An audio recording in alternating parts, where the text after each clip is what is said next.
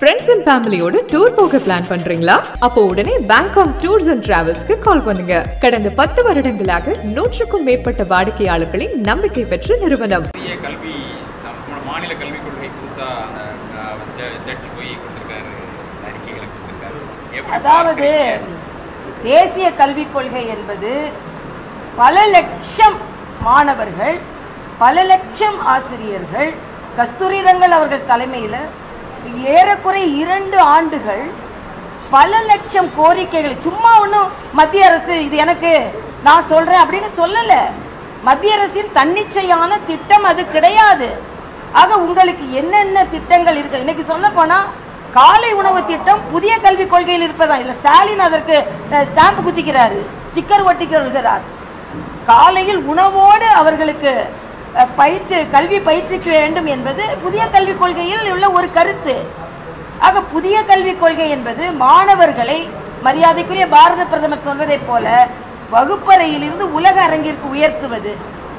எல்லா மாநிலங்களும் இதை பின்பற்ற ஆரம்பித்திருக்கும் பொழுது தமிழக அரசு மத்திய அரசு கொண்டு வந்திருக்கிறது என்ற ஒரே காரணத்திற்காக இவர்கள் அதை எதிர்க்கிறார்கள். அது சரியில்லை என மாணவர்களிடம் இவர்கள் விளையாடுகிறார்கள் என்பதை எனது கருத்து.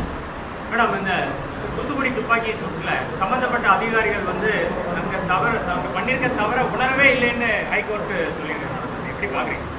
இல்லை, அதில் உயர்நீதிமன்ற கருத்து, அதில் நான் பதில் சொல்றது சரியா இருக்காதுன்னு நான் நினைக்கிறேன். அதுதான் இப்போ இன்னைக்கு கூட இங்கே பார்த்தேன், நாங்குநேரியில் மறுபடியும் சாதி மோதல். இது அடிப்படை தன்மையை புரிந்து கொள்ளாம நீ கயிறு கட்டாத, நீ மத சின்னத்தை அடையாதன்னு சொல்லி, இதுதான் தமிழக அரசு அடிப்படையில் உள்ள பிரச்சனைகளை விட்டுவிட்டு இந்து மதத்தை எதிர்ப்பதற்கும் இந்து மதம் சார்ந்த பிரச்சனைகளை வேண்டுமென்றே முன்னிறுத்துவதற்கும் தான் அவர்கள் எல்லா பிரச்சனைகளையும் பயன்படுத்துகிறார்கள்.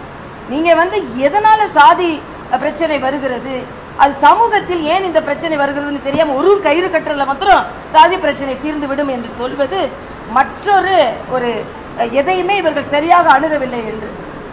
வேங்கை வாசல் என்னாச்சு, வேங்கை வேலை என்னாச்சு, இன்னைக்கு வரைக்கும் என்னன்னு கண்டுபிடிக்கல.